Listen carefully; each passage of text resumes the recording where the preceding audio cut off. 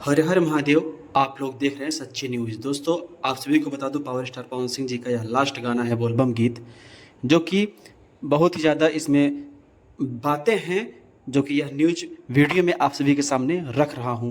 तो आप लोग प्लीज़ अगर मेरे चैनल पे नए हैं तो चैनल को सब्सक्राइब कर लीजिए, वीडियो को लाइक कर दीजिए। दोस्तों, एक इनका गाना आया है मर्दा गर्दा मिली, जो कि साथ में ड्यूट की हैं शिवानी सिंह जी।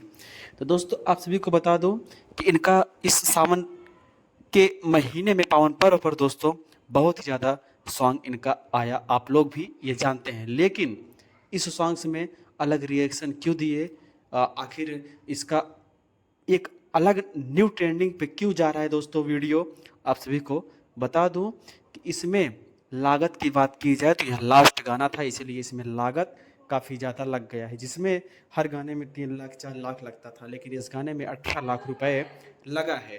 तो दोस्तों, 18 लाख की क्वालिटी भी इस वीडियो में आप सभी को देखने को मिलेगा। तो आप लोग से अनुरोध करता हूँ कि आप लोग सर्च करिए यह सॉन्ग और सुनिए। अगर अच्छा लगे दोस्तों तो like share comment power star Pawan Singh ji का सपोर्ट करिए।